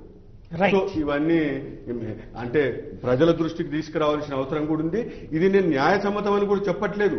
బట్ ప్రతి చోట మన కష్టాలు, వాళ్ళు బాధపడుతున్న ఇవాళ ఒక డాక్టర్ ఒక ప్రైవేట్ నర్సింగ్ హోమ్ పెట్టుకొని 24 గంటలు అవస్థపడుతున్నాడు. రైట్. మీరు మాట అన్నారు, కొంతమంది బాగా డబ్బులు చేసుకుని 10 హాస్పిటల్ 10 సంవత్సరాలు కట్టారన్నారు. అది ఏ వృత్తిలోనైనా ఎక్కడో ఉంటుంది 1%. కానీ ఈరోజు మీరు నిజాన్ని తెలుసుకోలేకపోతున్నారు. ఇప్పుడు ఉన్న ఆంధ్రప్రదేశ్లో ఉన్న డాక్టర్లందరికీ జబ్బులు వస్తే కార్పొరేట్ హాస్పిటల్కి వెళ్తే 75% వాళ్ళ బిల్లు వాళ్ళు పే చేసుకునే స్థితిలో లేరు. రైట్. అది అంత దీనంగా ఉంది. ఎందుకు వాళ్ళు తీసుకెళ్లి అట్లాంటి పరిస్థితులకు ఎందుకు తీసుకుపోయారు? ఇప్పుడు వ్యవస్థ అట్లా మారిపోయింది. ఇక్కడ ఈ ట్రీట్మెంట్ ఇందాక రవికుమార్ గారు చెప్పినట్టు ఒక ఆరోగ్యశ్రీలో టెస్టులకి 1200 కోట్ల రూపాయలు ఎవరు సంపాదించుకున్నట్టు? అది ప్రభుత్వం నన్ను అడిగితే దోచిపెడుతోందండి కార్పొరేట్ హాస్పిటల్ కి. యాక్చువల్ గా ప్రభుత్వ హాస్పిటల్లో అన్ని, నా దగ్గర లిస్ట్ ఉంది ఆరోగ్యశ్రీ ఈ రోజు, అన్ని ఆపరేషన్స్ ప్రభుత్వ వైద్య కళాశాల హాస్పిటల్లో జరుగుతూ ఉంది. దట్ ఈస్ ప్రైమరీ హాస్పిటల్స్ లో. బట్ అది ఏమైంది ప్రజలకు సరిగా తెలియడంలా. తర్వాత మన పత్రికలు కానీ మన టీవీ ఛానల్స్ కానీ ఆరోపణలు ఎట్లా చేస్తాయంటే 100కి ఒక కేసు జరిగితే దాన్ని మ్యాగ్నిఫై చేసేసరికి అదే కనిపిస్తుంది కానీ మిగిలిన 99% బాగైన కేసులు మీరు చెప్పకుండా ఉన్నందువల్ల వాళ్ళకి తెలియడం లేదు. అందుకని భయపడి వాళ్ళు కార్పొరేట్ హాస్పిటల్కి పోతున్నారు. అక్కడ బిల్స్ డెఫినెట్లీ ఎక్కువ అయినప్పుడు వాళ్ళు గోల పెడుతున్నారు. తర్వాత వాళ్ళకి ఏదైనా ప్రాబ్లమ్స్ వస్తే అక్కడ మన పరిస్థితి ఇంతే అనుకుంటున్నారు, వైద్యులు అంతా బాగానే చేశారు. అదే గవర్నమెంట్ హాస్పిటల్లో చేస్తారు. అందుకని మీకు ఈ కార్పొరేట్ హాస్పిటల్స్ కానీ ఈ బిల్డింగ్ కానీ దాని కాంపిటీషన్ కంట్రోల్ చేయాలంటే లా కంట్రోల్ బ్లాక్ మనీని కంట్రోల్ చేయడం సాధ్యం కాదు. అది బ్లాక్ మనీ కాదు, ఏమైనా కంట్రోల్ చేయాలంటే government hospitals should raise their standard. ఆ పార్లో ఉంటే అప్పుడు నాకు అనిపిస్తుంది నేను కార్పొరేట్ హాస్పిటల్కి వెళ్ళాలా గవర్నమెంట్ హాస్పిటల్కి వెళ్ళాలా? పోలీసు దగ్గరికి వెళ్తే న్యాయం జరగదంటే మాఫియా దగ్గరికి వెళ్ళడం రైటేనా? గవర్నమెంట్ హాస్పిటల్ బాగుంది నేను అడుగుతోంది. ఇక్కడ పోలీసు అనేటువంటి వాళ్ళు ఉంటారు, పోలీసులు సరిగ్గా కొంచెం లేట్ చేస్తారు, వాళ్ళు చట్ట ప్రకారం వెళ్తారు కాబట్టి అని మనం మాఫియా దగ్గరికి వెళ్తే నేరం అంటున్నాం. సరే పోలీసు వాళ్ళు తప్పకుండా చట్ట ప్రకారం లేట్ అయినా పర్వాలేదు, కానీ ఎక్కడుందండి అదే అది ఆ భయాన్నే సొమ్ము చేసుకోవడం కాదు ఇక్కడ. అంతే, ఎవరైనా చేసుకుంటారు, తప్పదని. సమాజం అలా ఉంది ఈ రోజు. రైట్. రవి గారు, ఇక్కడ స్పష్టంగా ఒకటి కనబడుతున్నది. డబ్బులు తీసుకుంటున్నారు, టెస్ట్ అవసరం లేకుండా రాస్తారు, లేదా రోగి భయపడుతున్నారు కాబట్టి ఆ భయాన్ని సొమ్ము చేసుకుంటారు. ఆ సొమ్ము చేసుకుంటారు లేరా రాయరంటారు. అట్లా టెస్ట్ అవసరం లేకుండా రాయరుని అన్నది కరెక్ట్ కాదు. అవసరమైతే ఇప్పుడు అవసరమైన దానికంటే ఎక్కువ 2 రకాల డాక్టర్లు. ఒక రకం డాక్టర్లు ఏంటంటే పేషెంట్ నిర్ధారణగా పరీక్ష చేస్తారు. యాక్చువల్ గా 30 నిమిషాలు కొత్త పేషెంట్ వస్తే కరెక్ట్ గా 20 నిమిషాల నుంచి 30 నిమిషాలు పూర్తిగా పైనుంచి కింద వరకు ఎగ్జామిన్ చేయాలి. తర్వాత ఏమి అనుకుంటున్నాడు ఇతని జబ్బు, తర్వాత ఏం పరీక్షలే అవసరమైతే అవే చేయించాలి, తర్వాత అవసరమైతే చేయించాలి, అది పేషెంట్కి చెప్పాలి. లేదు బాబు నీకు డబ్బులు ఎక్కువ ఉంటే ఇవన్నీ చేయించేస్తాను ఈ రోజు నువ్వు ఆగలేవు అంటే అని చెప్తే ఏ పేషెంటే నవ్వుతాడు, అనవసరం ఎందుకని. డబ్బు ఉన్నవాడు పర్వాలేదండి ఈ రోజు అన్ని చేసేయండి అంటారు. ఓకే, ఆ పక్కకు పెట్టండి. కొంతమంది డాక్టర్లు ఏంటి అవసరం ఉన్నా లేకపోయినా వాళ్ళ జ్ఞానం లోపంలా మీరన్నారు పైనుంచి కింద వరకు టెస్ట్ చేయడు, అన్ని పరీక్షలు రాసిన తర్వాత పరీక్షలు చెప్తే తర్వాత చూద్దాం అనుకునే రకమైన వైద్యులు కూడా ఉన్నారు. నేను కాదనడం లేదు. చెప్తున్నటువంటిది మామూలు ఒక నర్సింగ్ హోమ్ లోనో లేకపోతే ఒక ప్రైవేట్ ప్రాక్టీషనర్, కానీ ఇక్కడ ఒక కార్పొరేట్ హాస్పిటల్కి వెళ్ళగానే ఫస్ట్ జ్వరం అనగానే ఒక మామూలు కన్సల్టెంట్, ఆయన BAMS లేకపోతే BAMS వాళ్లే ఉంటారు దాదాపుగా. ఫస్ట్ సీట్లో కనబడే వాళ్ళు BAMS. వాళ్ళు వెంటనే ముందు మీకు జ్వరము అనగానే ఫస్ట్ ఒకసారి ఇప్పుడు typhoid test, malaria test, dengue test, ఒక 10 రకాలైనటువంటి టెస్టులు చేయొచ్చు. లేదండి ఆ ఊళ్ళో ఆయనకు వచ్చింది, ఈ ఊళ్ళో ఈయనకి వచ్చింది అని చెప్పేసి ఒక 10 పేర్లు కూడా చెప్తారు. అవసరమైతే సైబరాబాద్ కమిషనర్ గారికి కూడా డెంగ్యూ వచ్చింది మీరు చెక్ చేసుకోండి అని చెప్తారు. ఒక పెద్దోళ్ళ పేరు చెప్పినప్పుడు సహజంగా భయం ఉంటుంది, పాపం వీళ్ళు 10 చెక్ చేసి ఆ తర్వాత ఈ రిపోర్ట్ అంతా చూసుకున్నాక గానీ లోపల గదిలోకి వెళ్ళలేం. అలాంటి స్టేజ్ ఎందుకు వస్తుందని అక్కడ కార్పొరేట్ హాస్పిటల్ ఇంత పెద్దది కట్టినప్పుడు ఒక నిజమైన ప్రాక్టీషనర్ లేకపోతే నిజమైనటువంటి డాక్టర్ని చూపెట్టడం. ఇది ఎగ్జాక్ట్లీ సర్వేలెన్స్ ఉండాలండి. ఎనీ హాస్పిటల్ కరెక్ట్ గా వైద్య నిర్ణీత పరిస్థితుల్లో వైద్య రీతిలో పనిచేస్తున్నారా లేదా అనేది సర్వేలెన్స్ ఉండాలి. అది లేనప్పుడు డెఫినెట్ గా ఇది జరుగుతుంది. ఇందాక నేను చెప్పాను ఎడ్యుకేషన్ సిస్టమే మారాలి. తర్వాత స్పెషాలిటీస్ సబ్ స్పెషాలిటీస్ డెవలప్ కావాలి. ఎంబీబీఎస్ ఈ రోజు పనికి రాదు, సరిపోదు. మీరు విదేశాల్లో చూసుకోండి, ఎంబీబీఎస్ వాళ్ళు వెళ్ళి ప్రాక్టీస్ చేయడానికి లేదు. ఎందుకంటే వాళ్ళకి ఆ జ్ఞానం పరిమితం కాదు, వెరీ లిటిల్ జ్ఞానం, దాంతో చేయలేరు. వాళ్ళు మెషిన్ డిపెండెంట్ అయిపోతారు. ఈ రోజు అదే జరుగుతోంది. మీరు లో లెవెల్లో కూడా అయిన తర్వాత వాళ్ళు స్పెషాలిటీ చేయాలండి. స్పెషాలిటీ చేయాలి, చేస్తేనే వాళ్ళు ఇప్పుడు ఫ్యామిలీ మెడిసిన్ ఈజ్ ఇంపార్టెంట్. మీరు అది కూడా ఏమవుతుందంటే ప్రభుత్వంలో ఈ వర్డ్ సూపర్ స్పెషాలిటీ అని మీరు రోజు ప్రతి వాడికి చెప్తున్నారు. అంటే ఓహో ఈయన సూపర్ మ్యాన్ మెగాస్టార్ అనుకుంటాడు. అలా కాదు. ఈ రోజు కార్డియాలజిస్ట్ వచ్చి ఒక దాయా చేస్తున్న నార్మల్ డెలివరీ చేయమనంటే చేయలేడు. ఎందుకంటే దాంట్లో అతనికి జ్ఞానం తగ్గిపోయింది. ఓన్లీ హార్ట్ మీద ఉంటుంది. ఇక్కడ ఆ మెకానిజం పెట్టాల్సింది అంటే వాళ్ళకి వాళ్ళు సెల్ఫ్ గా ఫీల్ అవ్వాలా లేకపోతే గవర్నమెంట్ ఇన్వాల్వ్ అవ్వాలి? సెల్ఫ్ గా ఫీల్ అవ్వడం అనేది ఇంపాసిబుల్ అండి. No it is not possible. Because ఈయన చెప్పినట్టు 75% డాక్టర్స్ వాళ్ళకి వాళ్ళు ట్రీట్ చేసుకోలేక హాస్పిటల్కి వెళ్ళారు అంటున్నారు కదా. అంటే మీద 25 మంది దోచుకుంటున్నారు అనేది క్లియర్. ఈ 75 మంది క్వాలిటీ లేని వాళ్ళంతా కూడా క్లియర్. ఇక్కడ అర్థమవుతుంది మనకి. దీంట్లో ఒక గవర్నమెంట్ ముందుకు వచ్చి దీంట్లో కాంక్రీట్ ఇది తీసుకోవాలి తప్ప ఇందులో ఎవరికి వాళ్ళు చిత్తశుద్ధితో మారిపోతాడని కూడా చాలా తప్పు. ఎందుకంటే ప్రతి ఒక్కరు దోచుకునే ధోరణిలో ఉన్నప్పుడు ఆ దోచుకునే ధోరణి కంటిన్యూ అవుతుంది. కానీ ఎట్టి పరిస్థితుల్లో వాళ్ళకి నేచురల్ BMW వాళ్ళకి ఇప్పుడు ఆడీస్ ఉండాలి, ఐఎన్ఏ ఉండాలి, ఇది ఉండాలి, పెద్ద బంగ్లా ఉండాలి. యాటిట్యూడ్ లో చేంజ్ కాదంటారా? BMW నుంచి దిగిన డాక్టర్ గారు అయితే బాగా చూస్తారు, స్కూటర్ మీద వచ్చిన డాక్టర్ గారికి అయితే పెద్ద పరిజ్ఞానం ఉండదన్న ఫీలింగ్ పేషెంట్ లో లేదంటారు? ఉంది కరెక్ట్. కానీ డాక్టర్ పెద్ద డాక్టర్ అనుకుంటాడు, చిన్న హాస్పిటల్లో అనుకుంటాడు. తీరా అక్కడికి వెళ్ళిన తర్వాత అతనికి అర్థమవుతుంది దీంట్లో ఉన్నదేంటో జరిగిందేంటో అర్థమయ్యేటప్పుడు జోబులు కాదు, లేకపోతే నాశనం అయిపోతాడు మొత్తం. ప్రస్తుతం పబ్లిక్ ఎలా ఒకసారి చూద్దాం. ఆసిన్ ఖమ్మం నుంచి ఫోన్ లైన్ లో ఉన్నారు. ఆసిన్ గారు చెప్పండి. సార్ నేను ఖమ్మం నుంచి మాట్లాడుతున్నాను. చెప్పండి.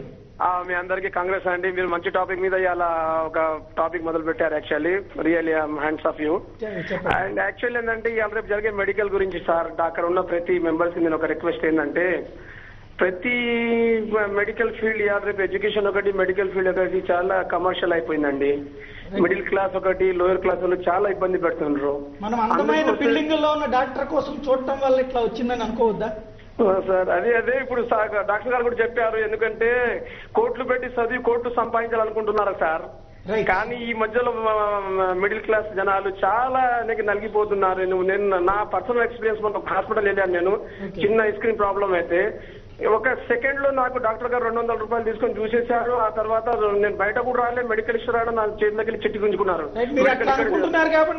పరీక్షలు రాస్తే బాగుంటుంది కదా. అదే అండి సార్, ప్రతి దాని సార్ ఇంతకుముందు నేను చెప్పిన ఇంతకుముందు డాక్టర్స్ మా ఫోర్ ఫాదర్స్ అప్పుడు డాక్టర్ రిస్క్ తీసుకునేది. ప్రతి దానికి చూసి అవసరం ఉంటేనే టెస్టులు రాసేది. ఇప్పుడు ఉన్న డాక్టర్లు ఏంటంటే ప్రస్తుతం ఏ రిస్క్ తీసుకున్నారు, పోగానే ఫస్ట్ టెస్ట్ రాస్తాం సార్. లేకపోతే నమ్మట్లేదు కదా డాక్టర్ని. నమ్ముతున్నా సార్. ఎందుకంటే మా మదర్స్ కానీ మా ఫాదర్ కానీ ఇప్పుడు మమ్మల్ని కూడా ఆ రోజులలో పెద్ద పిల్లలని జనాభా సంఖ్యలో పెంచారండి. అప్పుడు డాక్టర్స్ చాలా మంచి వాళ్ళు ఉంటే నీతిగా నిజాలుగా ఇంతకు ముందు సార్ చెప్పారు, ఫ్రీ ఎడ్యుకేషన్ లో చెప్పారు. అందుకోసం వాళ్ళ మెంటాలిటీ కూడా ఫ్రీ ట్రీట్మెంట్ చేయాలి. ఇవాళ డాక్టర్. థ్యాంక్ యూ అండి హాసన్ గారు. సత్యారెడ్డి హైదరాబాద్ నుంచి ఫోన్ లో ఉన్నారు. రెడ్డి గారు చెప్పండి. సత్యారెడ్డి గారు చెప్పండి. మీరు నేరుగా ఫోన్ లో మాట్లాడండి రెడ్డి గారు. హలో. ఓకే ఓకే అండి చెప్పండి. హలో చెప్పండి రెడ్డి గారు. మీరు టీవీలో వింటూ కాకుండా నేరుగా ఫోన్ లో మాట్లాడండి. ఏం చెప్పారు? నేరుగా మాట్లాడుతున్నానండి. నా పేరు సత్యారెడ్డి. చెప్పండి. ఇప్పుడు మనకి ఇక్కడ ఉన్న హైదరాబాద్ లో మెయిన్ గా చూసుకుంటే మాది ఇక్కడనే లింగంపల్లి. ఓకే. ఇక్కడ ఉన్న ఇప్పుడు మీరు చెప్తున్న ఈ అంశం మీదనే డైరెక్ట్ గా ఫోన్ లోనే మాట్లాడుతున్నానండి.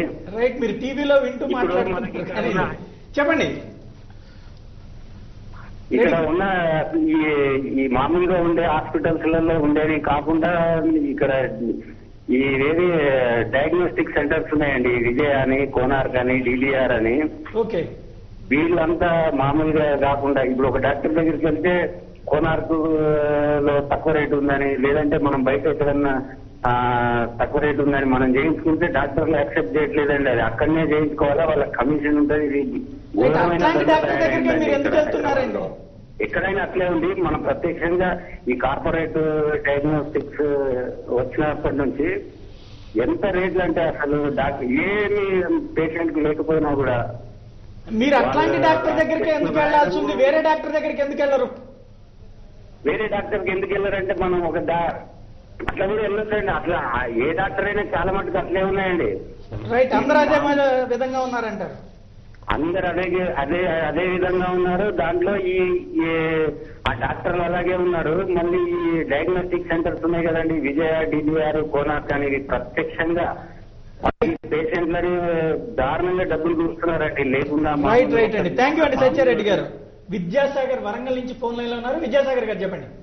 నమస్తే అండి, చాలా మంచి టాపిక్ తీసుకున్నారు. We are very happy. చెప్పండి సార్. ఇది చాలా అంటే నేను ఇక్కడ డాక్టర్ హాస్పిటల్లో నేను యాక్చువల్ గా వర్క్ చేస్తూ ఉంటుంది. విషయం ఏంటంటే డాక్టర్లను బదనాం చేయడం చాలా ఈజీ అయిపోయిందండి. మా కుటుంబంలో ఒకరికి చాలా సీరియస్ ఉంటే డాక్టర్ గారు యాక్చువల్ గా రాత్రి మగలు కష్టపడి వాళ్ళు బయటకు తీసుకొచ్చారు, మనకి మంచి చేశారు. కానీ యూజువల్ గా ఇటువంటి ఇన్సిడెంట్స్ బయటికి రావు. ఏ ప్రొఫెషన్ లో అయినా కూడా ఎవరైతే చెడు చేస్తారో ఆ ఒక్కరిని బాగా మన టార్గెట్ చేస్తారు తప్పించి యాక్చువల్ మంచి చేసేది విషయం బయటికి రాదండి. ఒక్క మాట విద్యాసాగర్ గారు ఒక్క మాట, మాస్టర్ పాఠం చెప్పడం అన్నది ఆయన డ్యూటీ, దాన్ని మళ్ళీ ప్రొవోట్ చేస్తారా? డాక్టర్ గారు పేషెంట్ చూడటం, ఆయన బతికించడం అన్నది మీ డ్యూటీ, దాన్ని చేస్తారా? కరెక్టే, కానీ ఏ ప్రొఫెషన్ లో ఇంత చక్కగా డ్యూటీ చేస్తున్నారండి 24 గంటలు? అదే చెప్పేది, ఎవరైతే డ్యూటీ చేస్తారో వాళ్ళ గురించి ప్రత్యేకించి చెప్పక్కర్లా, చెయ్యని వాళ్ళ గురించినే జనానికి చెప్తారు. టీవీ ఛానల్స్ కానీ పేపర్ కానీ పాజిటివ్ ఎక్కువ ఎక్స్ప్లోర్ చేయాలండి. పాజిటివ్ చెప్పకపోతే ఈ నెగిటివ్ ట్రెండ్ అనేది డెవలప్ అయిపోతూ ఉంటది. రెండో విషయం ఏంటంటే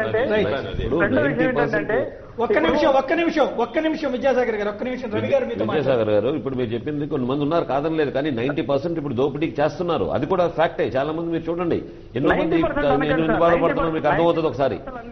మీరు చెప్పిన పాయింట్ కరెక్టే. 10% ఉన్నంత మాత్రం 90% ఇలా ఉన్నారు కాబట్టి ఈ రోజు సంస్థలు ఈ ప్రాబ్లమ్స్ అన్ని వచ్చాయి. ప్రతి ఒక్కరు ఏదైతే చూపించాల్సిన పరిస్థితి వచ్చింది. తర్వాత ఇప్పుడు ఒక విషయం అండి, డాక్టర్ గారు ఒకవేళ ఎక్కువ టెస్టులు రాస్తే ఇంకో కొత్త పేషెంట్ ఎందుకు వస్తారండి ఆయన దగ్గరికి? ఇంకో విషయం చెప్తున్నాను ఇక్కడ వినండి. ప్రతి పేషెంట్ కి మీలాగా మీ అంత ఇది ఉండడం లేదు. ప్రతి ఒక్కరు అవగాహన లేదు మెడికల్ దీని మీద. చాలా మంది నష్టపోతున్నారు కూడా, చాలా ఉన్నాయి ఇందులో. ఒక విషయం చెప్తారండి, ఒక డాక్టర్ గారి దగ్గరికి రవికుమార్ గారు మీరు అన్నారు 10% దోచుకుంటున్నారు. లేదు నేను అదనలేదు సార్, 90% దోచుకుంటున్నారు. 90% దోచుకుంటున్నారు. ఓకే, ఆ 90% మీరు ఎక్స్పోజ్ చేస్తూ అట్ ద సేమ్ టైం ఈ 10% కూడా ఎక్స్పోజ్ చేస్తే పేషెంట్ అయిన నాకు ఈ 10% ఇక్కడ ఉన్నారని నేను 10% దగ్గరికి వెళ్తాను, 90% మానేస్తాను. ఇప్పుడు మీరు ఏం చేస్తున్నారంటే కార్పొరేట్ హాస్పిటల్ చెప్తున్నారు, మరి చిన్న హాస్పిటల్స్ బాగున్నాయని చెప్పడం లేదు. చెప్తే నేను ఆ హాస్పిటల్కే పోతాను. ఇప్పుడు ఈ 90% ఎలక్ట్రానిక్ మీడియా షుడ్ సహాయం చేయండి. 90% తగ్గిస్తే అప్పుడు 10% ఆటోమేటిక్ ఎక్స్పోజ్ అవుతుంది. 10% శర్మ హైదరాబాద్ నుంచి ఫోన్ లైన్ లో ఉన్నారు. శర్మ గారు చెప్పండి. శర్మ గారు నమస్కారం. సాయి గారు, నేను గిరిప్రసాద్ శర్మ, హెడ్ కానిస్టేబుల్ మాట్లాడుతున్నా. చెప్పండి శర్మ గారు. ఇక్కడ రవి కుమార్ గారికి ఫస్ట్ కృతజ్ఞతలు. అక్కడ డాక్టర్లు కూడా ఉన్నట్లున్నారు, వాళ్ళకు కూడా కృతజ్ఞతలు. మంచి టాపిక్ తీశారు. ఈ అవినీతి దీనిపైన ఏం జరుగుతా ఉందంటే, అసలు ఒక మోస్తరు డబ్బులున్న వాళ్ళు కార్పొరేట్ దాంట్లోకి కానీ పోలేక అక్కడ పోయి డబ్బులు ఖర్చు పెట్టలేక ఉన్నప్పుడు ఎలా వాళ్ళ దగ్గర నుంచి డబ్బులు పొందాలా అనే పథకాల ద్వారానే ఇవన్నీ ఇన్సూరెన్స్లు, దీని ద్వారా డబ్బులు తీసేయాలనే పేదలకు కూడా ఈ పథకాల ద్వారా డబ్బులు తీసే కార్యక్రమాలు చేస్తా ఉన్నారు అనేది నాకు అనిపిస్తా ఉంది. రెండోది వచ్చేసి దయచేసి మీరు ఈ మంచి కార్యక్రమాల ద్వారా ఏదైతే వెలికి తీస్తా ఉన్నారో అవినీతి అక్రమాలు అనేటివి గవర్నమెంట్ కు ఒక ప్రపోజల్ కూడా పంపిస్తే బాగుంటుంది అనేది నా భావన అండి. రైట్ అండి, థ్యాంక్ యూ అండి. ఆ ప్రయత్నం చేద్దాం. శ్రీనివాసరాజు నరసరావుపేట నుంచి ఫోన్ లైన్ ఉన్నారు. రాజు గారు చెప్పండి. రాజు గారు హలో చెప్పండి. రాజు గారు సార్ చెప్పండి. ఇప్పుడు ఏదైనా ఒక పేషెంట్ కి జ్వరం వస్తే ప్రతి హాస్పిటల్లో ఫస్ట్ ప్లేట్లెట్ కౌంట్ అనే టెస్ట్ చేస్తున్నారు. ఆ ప్లేట్లెట్ కౌంట్ అసలు మినిమం ఎంత ఉండాలి, ఎంత ఉంటే మనం సేఫ్ సైడ్ అనుకోవాలి. అది చేసిన తర్వాత ఏమంటే ప్లేట్లెట్ కౌంట్ తక్కువ ఉంది, సో దట్ మీరు హాస్పిటల్లో జాయిన్ అవ్వండి. ఆ ప్లేట్లెట్ కౌంట్ ఎంత రీచ్ అయితే మన హాస్పిటల్ నుంచి డిశ్చార్జ్ అవ్వాలి. అదంతా డాక్టర్ గారు చూసుకుని చెప్తారు, మీకు చెప్తే మళ్ళీ మీరు డాక్టర్ అయిపోరా? అవును సార్, అక్కడ నార్మల్ రేంజ్ ఇస్తున్నారు. Normal value, maximum value, minimum value, maximum value ఇస్తున్నారు. బట్ అలా కాదండి, మీరు అడిగితే తప్పకుండా డాక్టర్ గారు చెప్తారు. రైట్ రైట్ ఓకేనండి. శ్రీనివాస్ నెల్లూరు నుండి ఫోన్ లైన్లో ఉన్నారు. శ్రీనివాస్ గారు చెప్పండి. హలో శ్రీనివాస్ గారు చెప్పండి. శ్రీనివాస్ గారు నా మాట మీకు వినబడుతుందా? Hello sir, good evening sir. Good evening అండి, చెప్పండి సార్. ఒక 2 మెయిన్ పాయింట్స్ మనం గుర్తుంచుకోవాలి ఈనాడు వైద్య రంగం ఉన్నటివి. ఓకే. ఒకటేంటంటే డాక్టర్ నుంచి వైపు నుంచి ఓకే జరుగుతుంది, దోపిడీ జరుగుతుంది. రైట్. హలో చెప్పండి, మీరు నేరుగా ఫోన్ లో మాట్లాడండి. ఓకే, నేను ఫోన్ లో మాట్లాడుతున్నాను సార్. ఓకే. నేను మెడికల్ చేస్తున్నాను సార్, కాబట్టి డాక్టర్ ఎలా ట్రీట్ చేస్తారనేది అయితే నాకు కొంచెం అనుభవం ఉంది. మీరు ఎంత కమిషన్ ఇస్తారు డాక్టర్ కి మందులకి? ఎట్లా అంటే వాళ్ళు ఈ రోజు పేషెంట్ భయపెట్టి ఎలా దర్చుకోవాలో చూస్తున్నారు ఒకటి. రైట్. మందులు రాసినందుకు మీరు ఎంత కమిషన్ ఇస్తారు డాక్టర్ గారికి? కమిషన్ అనేది 100% నుంచి 200% దాకా ఉంది సార్. రైట్. బ్లాక్ మనీనా వైట్ మనీనా? హలో, అది బ్లాక్ మనీనా వైట్ మనీ ఇస్తారా? అంటే చెక్కుగా ఇస్తారా? ఈ రోజు ఎవరు లేదు సార్. చెక్కుగా ఇస్తారా లేకపోతే క్యాష్ గా ఇస్తారా? అది రకరకాలుగా ఉంటుంది సార్. ఒకటి ఫారిన్ టూర్స్ ఉంటాయి, లేదా గిఫ్ట్స్ ఉంటాయి, లేదంటే వాళ్ళకి ఏమైనా అవసరాలు ఉంటాయి, వాళ్ళ పిల్లల అవసరాలు ఉంటాయి. డాక్టర్ గారు ప్రజల మంచి కోసం, రోగుల మంచి కోసం మందులు రాస్తుంటారా? లేదు సార్, ఈరోజు అట్లా లేదు సార్. డాక్టర్ ఏంటంటే నా పర్సనల్ ఎక్స్పీరియన్స్ ఏంటంటే కొన్ని జనరిక్ కంపెనీలు డాక్టర్ వస్తున్నాడు, అదే మందులు ఆ డాక్టర్ వాడట్లేదు సార్. రైట్ అండి, థ్యాంక్ యూ. ఇక్కడ ఇది డాక్టర్ దగ్గరికి సంబంధించి ప్రతి ఒక్కళ్ళకి ఒక్కొక్క రకమైన అనుభవం ఉంది. నిజంగా ఇందాక మన రెడ్డి గారు చెప్పిన విధంగా అయితే కనుక నిజంగా ఎవరన్నా కమిటెడ్ గా పనిచేస్తారంటే ఎవరు చెప్పక్కర్లేదు, ఆటోమేటిక్ గా మౌత్ పబ్లిసిటీ పెరిగిపోతుంది. ఒక పేషెంట్ తన పక్కన ఉన్న వాళ్ళకి వస్తుంటుంది. వాళ్ళ హాస్పిటల్కి ఎప్పుడు కూడా నిజాయితీ పరులన్నీ అంటారు, దోచుకునే వాళ్ళనే దోచుకున్నారంటారు. రెండవ పాయింట్ ఏంటంటే ఒక గవర్నమెంట్ హాస్పిటల్ మీద మనకి ఇంతకు ముందు విరక్తి ఏంటంటే వెళ్ళగానే ఏమీ చెప్పరు, మనకి అడు తిప్పుతారు ఇటు తిప్పుతారు, రిసెప్షన్ అంటారు, లేకపోతే ఆ డాక్టర్ దగ్గరికి వెళ్ళమంటారు, ఈ డాక్టర్ దగ్గరికి. ఇప్పుడు అంతకంటే దారుణమైన స్టేజ్లో కార్పొరేట్ హాస్పిటల్కి వెళ్తే ఫైల్ పుచ్చుకుని గవర్నమెంట్ కార్యాలయంలో తిరిగినట్టు తిరగాలి.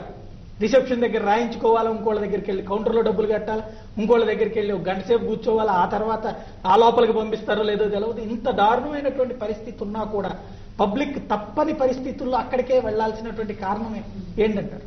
మంచి వైద్యం దొరుకుతుందని ఒక నమ్మిక. మీరన్నట్టు ఫైళ్లు పుచ్చుకొని తిరగవలసిన అవసరం రాదనుకునే పోతారు. మరి 4 రకాల టెస్ట్లు అయిపోయిన తర్వాత ఫైల్ తయారవుతుంది. ఏ డాక్టర్ దగ్గరికి వెళ్ళినా ఫైల్ తీసుకెళ్లాల్సి ఉంటుంది. అదైతే వాస్తవమే. ఇక మంచా చెడ అనేది విచక్షణ ఖచ్చితంగా. అప్పుడు రంగారెడ్డి గారు చెప్పినప్పుడు ఆ కాలంలో నాకు కూడా ₹1 ఫీజు లేదు. కాలేజీ 75 రూపాయలు హాస్టల్ ఫీజు. సో ఆ మార్పులు కొంచెం సహజమే. ప్లస్ ఇప్పుడు యంగ్స్టర్స్ లో కొంచెం ఉత్సాహం ఎక్కువైపోయింది. అంటే మంచి చదువులు చదవాలి, మంచి డిగ్రీలు తీసుకోవాలి, తొందరగా సంపాదించాలి, తొందరగా BMW కొనుక్కోవాలి, లేదా ఆడి కొనుక్కోవాలని అదైతే ఉందండి, అది వాస్తవం. రంగారెడ్డి గారు, ఇక్కడ ఈ ప్రాబ్లం సాల్వ్ కావాలంటే ఎవరు ఇన్వాల్వ్ కావాలి? గవర్నమెంట్ ఇన్వాల్వ్ అయ్యి ఈ రోజున రిస్ట్రిక్షన్స్ పెడితే ఆసుపత్రులు ఒప్పుకుంటాయా? ఇప్పుడు ప్రభుత్వం రెస్ట్రిక్షన్స్ పెట్టడానికి వాళ్ళకి చేతిలో ఉంది లా. ఎప్పుడైనా ఏ విధంగానే పెట్టొచ్చు. ఆసుపత్రులు తప్పకుండా ఒప్పుకోవాల్సిందే. కారణం ఏంటంటే ప్రభుత్వం పెట్టే రూల్స్ కానీ రెగ్యులేషన్స్ ఎవరి కోసం? రోగి కోసం.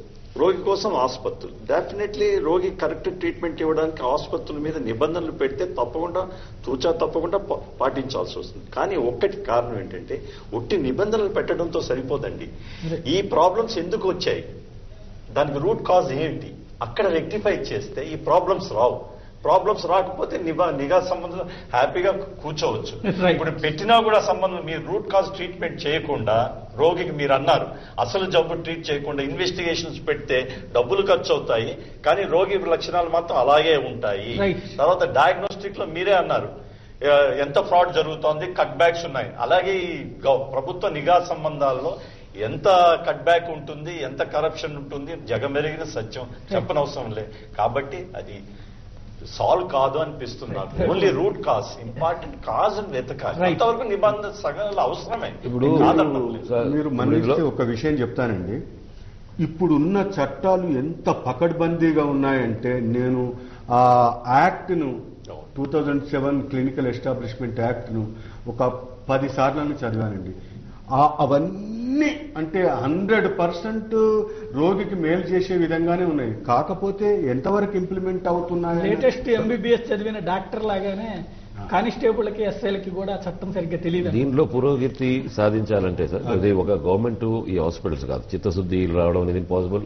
గవర్నమెంట్ ఈ పరిస్థితులు, ఈ కరప్షన్, ఈ దీంట్లో ఇన్వాల్వ్ అయిపోయిన ఈ పరిస్థితుల్లో కూడా గవర్నమెంట్స్ ముందుకు వస్తాయి అనుకోవడం తప్ప. కానీ ఇప్పుడు పబ్లిక్ చేతిలో చాలా ఉందండి. ప్రజల్లో మార్పు స్టార్ట్ అయితే, ప్రజల్లో ప్రశ్నించే ఇది స్టార్ట్ అయితే అప్పుడు గవర్నమెంట్ కూడా ఒక ప్రశ్న దీంట్లో ఇక్కడ ఒక కొత్త ప్రశ్న వేస్తున్నారు. మాకెందుకు కార్పొరేట్ ఆసుపత్రుల్లో ట్రీట్మెంట్ తీసుకొని ఇయ్యరు, మాకు ఆ డబ్బులు ఎందుకు కట్టరు మీరు? ఆ ప్రశ్నించే తత్వం వచ్చింది కానీ జనానికి కార్పొరేట్ హాస్పిటల్లకి మా సొమ్ములు ఎందుకు పెడుతున్నారు అని ప్రశ్నించాలి. తర్వాత క్వాలిటీ ట్రీట్మెంట్ మా గవర్నమెంట్ హాస్పిటల్ ఎందుకు దొరకడం లేదని ప్రశ్నించాలి. ఇలాంటి హాస్పిటల్ ఎందుకు పర్మిషన్స్ ఇస్తున్నారని ప్రశ్నించాలి. మా సొమ్ముతో హాస్పిటల్ నిర్మిస్తుంటే వాళ్ళకి MRPC వాళ్ళందరి మీద స్ట్రిక్ట్ విజిలెన్స్ ఎందుకు లేదని ప్రశ్నించాలి. కానీ జనం అట్లా అనుకుంటున్నారు. జనం అంతకంటే అందమైన బిల్డింగులు, అంతకంటే అందమైనటువంటి ఖర్చులు గవర్నమెంట్ మాకు ఇచ్చి ఖర్చు పెట్టి మా తరపున అడుగుతున్నారు. అంటే ఆరోగ్యశ్రీ ద్వారా మీరు చెప్పేది, ఆరోగ్యశ్రీ ద్వారా అది గవర్నమెంట్ చేస్తున్న తప్పు. అదే దాన్నే ప్రశ్నించాలి. గవర్నమెంట్ మాకు ఫ్రీగా ఇస్తున్నారని అనుకుంటున్నారు. కానీ అదే ప్రజలు మాకు ఇలా ప్రశ్నిస్తే రేపు మాకు మళ్ళీ ఆరోగ్యశ్రీ అవకాశం ఉంటుందా లేదో, డబ్బులన్నీ అయిపోయిన తర్వాత గవర్నమెంట్ మాత్రం లేదని చేతులు తెస్తే అప్పుడు ఎవరు బాధపడతారు? ప్రజలే. కాబట్టి ప్రజలు ఇప్పటి నుంచే మరి అక్కడ ఈ హాస్పిటల్ ఎందుకు మాకు ట్రీట్ చేయడం లేదు, ఎందుకు దీన్ని అంత పెంచలేదని ప్రజలు కానీ ప్రశ్నించడం మొదలు పెడితే అప్పుడే మారుతుంది తప్ప ఇప్పుడు గవర్నమెంట్ మారిపోతుంది అనుకోవడం చాలా తప్పు. అంటే రాజశేఖర రెడ్డి గారి ప్రభుత్వంలో అదొక మంచి స్లోగన్ అండి. అంటే పేదవాడికి కార్పొరేట్ వైద్యం అనేది ప్రతి బుర్రలోకి బాగా చొచ్చుకుపోగలిగిందండి. అది అంటే ఎందుకు వెళ్తున్నారంటే అదొక కారణం అండి. కొన్ని చిన్నవి వారు చెప్పినట్టు తాలూకాల లెవెల్లో అవ్వాల్సిన ఆపరేషన్లు మనం సిటీకి రావాల్సి వస్తుంది. అది అక్కర్లేదు.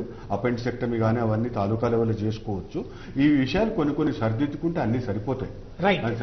చివరి కాల్ చూద్దాం ఒకసారి. నందీశ్వర్ రెడ్డి నంద్యాల నుంచి ఫోన్ లైన్ లో ఉన్నారు.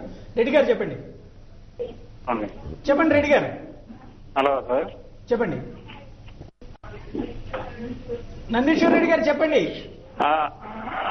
ఏం లేదు సార్, ఇప్పుడు ఈ మన ఉన్నారు కదండి, మీరు నేరుగా ఫోన్ లో మాట్లాడండి రెడ్డి గారు ఒకసారి. చెప్పండి. ఎడ్యుకేషన్ చేస్తున్నారు కదండి. అవునండి. ఫ్రీ ఎడ్యుకేషన్ అన్ని ఫ్రీ వస్తున్నాయి కదా. అవునండి. ఇప్పుడు వాళ్ళు ఇప్పుడు పల్లెటూర్లలో సేవ చేయమని గవర్నమెంట్ ప్రపోజ్ చేస్తుంది కదా. అవునండి. చేస్తున్నారు ఫస్ట్ హాఫ్. దానికి మేము సిద్ధంగా లేమని కూడా వాళ్ళు చెప్పారు. సదుపాయాన్ని కల్పిస్తే వెళ్తామని చెప్తున్నారు. సర్వీస్ చేయకుండా ఇలా చేస్తున్నారు. రైట్ అండి. థ్యాంక్ యూ అండి రెడ్డి గారు. ఫోన్ లైన్ లో కనబడుతుంది. థ్యాంక్ యూ అండి రెడ్డి గారు. ఇది ఓవరాల్ గా చూస్తే కనుక ఆసుపత్రులు అన్నటువంటి ధర్మం కోసం నిలిచేటువంటి ఒకప్పుడు అది ధర్మాసుపత్రి అని పిలుచుకునేవాడు. ప్రస్తుతం మాత్రం కార్పొరేట్ వైద్యం అంటూ వ్యాపారాత్మకంగా పిలుచుకుంటున్నాం. దీనికి కారణమైతే మనలో మార్పు రాకపోవడం, పెద్ద పెద్ద భవనాలలో అందమైనటువంటి గదులలో ఉన్నటువంటి డాక్టర్లు చేసేటువంటి పరీక్షలు, రాసేటువంటి పరీక్షలే ప్రస్తుతం మనల్ని నడిపిస్తున్నటువంటి దిశలో భవిష్యత్తులో కూడా అదే కావాలని కోరుకునేటువంటి పరిస్థితి అయితే మాత్రం జేబులు ఖాళీ చేసుకోక తప్పదు. పక్కన ఉన్నటువంటి వైద్యుడు చెప్పిన మాటలు నమ్మడానికి సిద్ధపడితే ఆరోగ్యము అదుపులోకి వస్తుంది. అది ఎంతవరకు సాధ్యమో, మన మనసు ఎంతవరకు మారుతుందో రానున్న రోజుల్లో చూద్దాం. ఇదే అంశానికి సంబంధించి తాజా అప్డేట్స్ సరికొత్త బులెటిన్ మరి కాసేపట్లో మీ ముందు ఉంటుంది. చూస్తూనే ఉండండి జెమిని న్యూస్.